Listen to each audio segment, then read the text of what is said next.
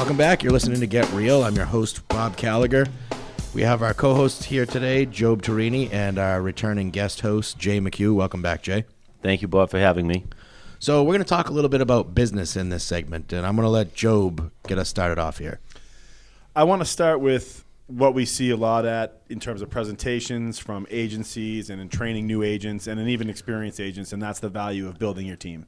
Obviously, any purchase or sale of a property is a complex transaction, and maybe you can break down the value of having a solid team put together for us, Jay. It's an excellent question. In this day and age, it's become more and more difficult to work with preferred vendors and partners that, what I call, get it. If they don't get it, then I choose not to work with them. As an example, a good networking group that we all know of, BNI, we're expected to pass referrals. The problem is if the people are average, why would you want to pass a referral to an average vendor? Therefore, the way I vet my preferred partners, like Ross Mortgage, is that they must use our send-out card system and use it in a very gratuitous way. For example, oftentimes our real estate space or even the mortgage space are very generous at the time of the closing, at the time of the passing of papers. The problem with that, in my opinion, after 30 years, is that the buyer or seller sees the gargantuan money that you may have just made, and they don't understand your commission split. They don't understand your IRS tax lien. They don't understand all the time, energy, and effort. They're focusing on that $10,000, $20,000, $30,000. Yet, if you had appreciated them more from the beginning, the initial meeting, the initial offer, the home inspection, the signing of the purchase and sale, and you were sending cards and gifts of thanks, well, you could go to the closing in a bikini or skip the closing because it's really nothing for you to be there. And you're still going to earn their referrals because they know that you were genuine, you were sincere, and you were very good at getting them a house or that mortgage necessary. Now, oftentimes, these vendor partners, they don't see that. They're just transactional. And if they're transactional, they're not relationship. If they're not relationship, and hence the word relationship is relations, then I choose not to work with them because my referrals and my business and my reputation is too important for someone to say I have the best rate, I have the best service, I have the best commitment time. I don't really care about that because all that stuff will be forgotten after the closing. But if someone says, Jay, I understand what you're looking for, and I'm going to prove it to you. And as an example, Alex writes into a card from a referral source. Thank you very much. I'm so glad that Jay McHugh has put his trust in helping me service your loan. We look forward to getting you to the finish line. Well, I didn't write that card, but I got benefits from it. And I'm teaching Alex and others to do the same because guess what? That person who receives that card is going to say, wow, very genuine to thank the person who referred me, Alex. It helps Alex, it helps me, and it's a better process. Oftentimes, these business owners that I talk to, whether it's a BNI or a networking, they're shaking their heads in agreement, but yet they don't put it into action. And I tell them, I said, imagination without implementation, folks, is truly hallucination. And if someone does not get it, it's awesome because it goes back to my yes and no's. It's not the maybes. And if it's a no, believe me, you're not getting my business. If it's a yes, we're going to 10X this, we're going to blow this business up, and it's a wonderful way of working.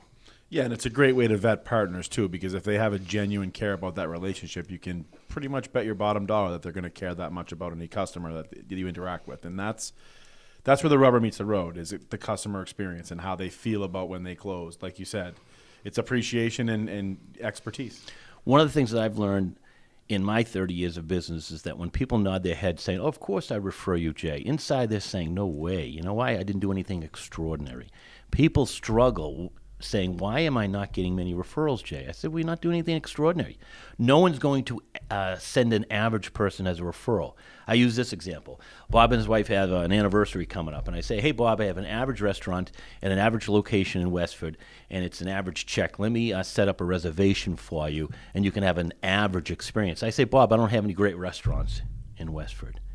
But on the opposite side, I said, Bob, congratulations, the anniversary's coming up. I got a great place in Littleton, a new place called the Great Road Kitchen. I know the owner over there. I'm going to set you up, and the tab is on me because I'm willing to put my neck out on that experience. Exactly.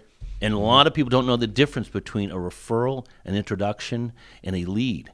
And to gain a referral or a screaming, raving fan introduction is a big difference in the business world. It's an immense difference. And the people who get it are the ones that are getting these drop-in referrals. For example, I got a referral from a vendor partner that we put an offer in a house. I didn't see it. I'm listing his house this afternoon. Haven't seen it. And the people are just extremely happy because the person who referred me did an outstanding job of prepping. And when I finally got a chance to talk to them, they felt extremely comfortable. Those are the types of transactions I love working on. And I get more and more year after year because of my referral relationships continue to build and build. And you work hard on those too. I mean, I know from personal experience, when you're referring someone to a business partner, they're coming in, not I think anyone can refer someone with the expectation of, maybe a pie in the sky level of service, but they come in pretty educated on what they're going to get, and it's obvious that you care about making sure that the partners that help you and help your customers are getting help as well.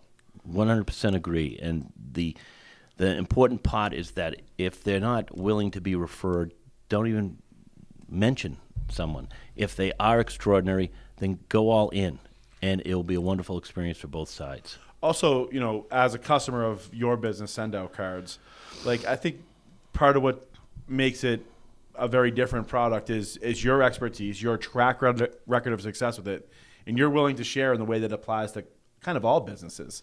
All boats rise in a rising tide. If we can help our businesses, for instance, you have competitors. Imagine if the competitors that you're friendly with all practice more relationships. I have competitors in the real estate space. Wouldn't it be great if my competitors practiced more of this relationship space? We wouldn't be competing against Google and Zillow and Bankrate.com and Quicken Loans. But people don't get that. They become so selfish, thinking, ooh, if I share this, then I won't have an advantage over Jay. 7.2 billion people on this earth. Maybe 6 million people in Massachusetts, maybe 300,000 buyers and sellers in a given year. Believe me, there's a lot of business out there. You can share this, and when you do share it, it benefits everybody in our industry. That's an amazing point, and those numbers are very, they're very interesting when you look at them like that. Absolutely. And you when you see, it's interesting when you see or listen to sports radio and you see how competitive it is, and you see the vitriol that's running around in broadcasting, just whether you're a Trump fan or not a Trump fan, and you just say, wow, if these people stopped and just built better relationships, then they would be better off. But instead, bad news travels faster than the good news.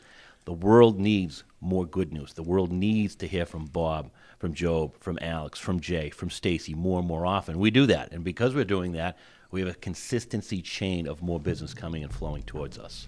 Yeah, it's an interesting point. Now, you've been working with Send Out Cards for a long time, right? 10-year anniversary last week. Congratulations. Can you tell us a little bit more about it? Because there's a lot of different demographic groups that listen to the show. And could you talk about how other types of companies might be able to benefit from the system as well? Excellent question. For instance, the card company began by helping people put a card together and sending it out. It would be time consuming. Today, with great Wi-Fi, Comcast, Xfinity, iPhones, you can create a card on your phone with the mobile app and send it. In 3 to 4 business days, that person will receive it. It's a greeting card. It's a physical greeting card. You can use a picture that you stored on your phone, or you took just a picture right there. Celebration at the closing table. Celebration at the walkthrough. You can use your own hand font signature if one wanted to and said, oh, I like to do my own handwriting cards.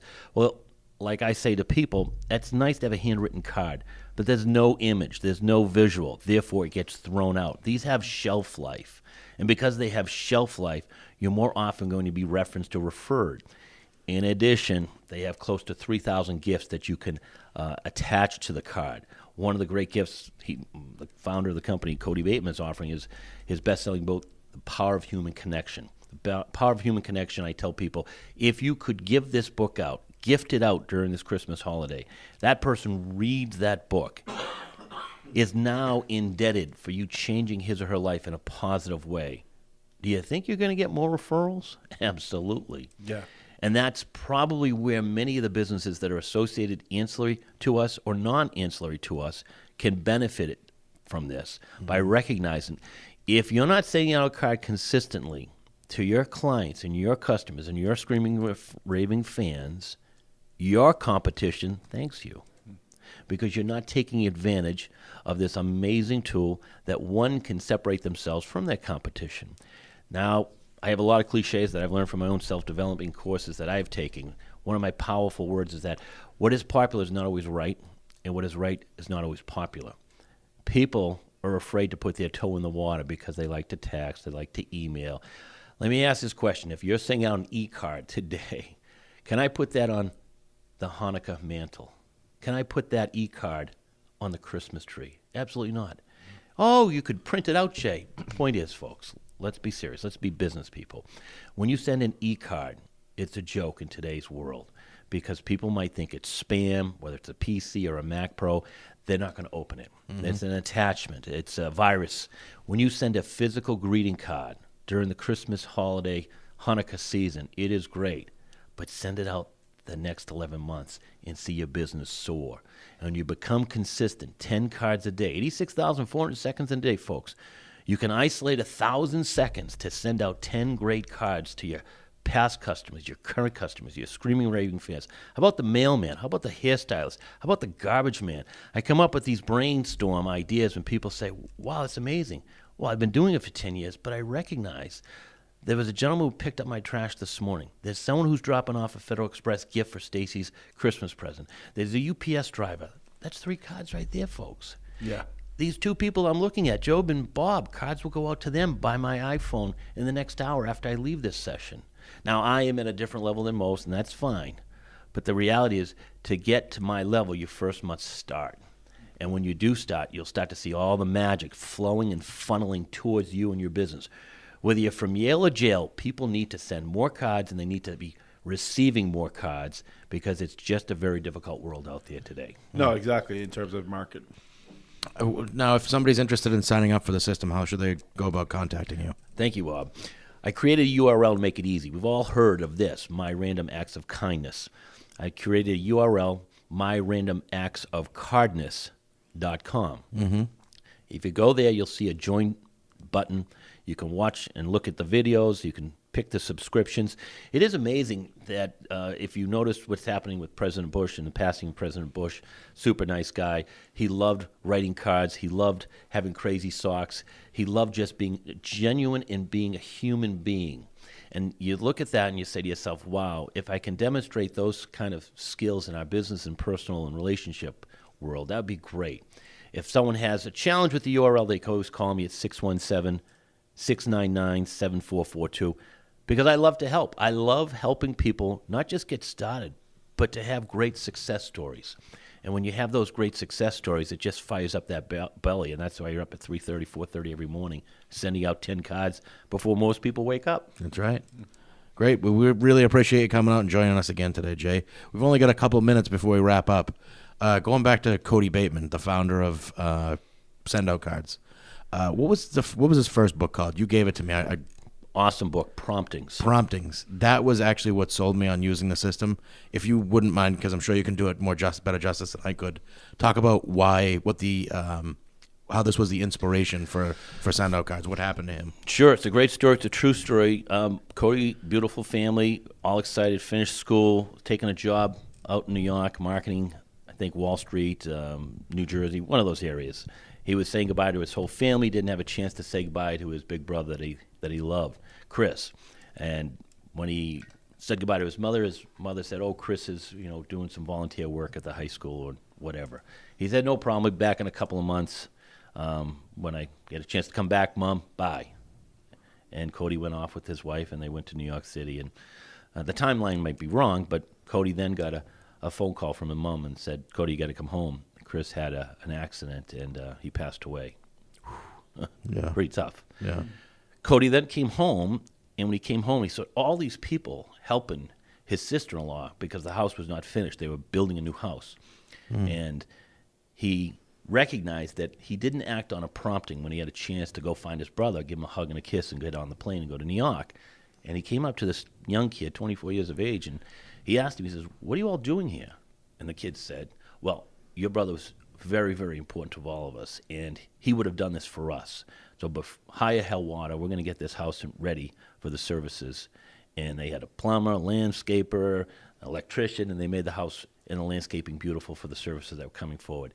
And the kid said, I had a prompting that I was going to do this before the services. And Cody said, wow, that's the second time I've heard the word prompting. Something's going on. Yeah.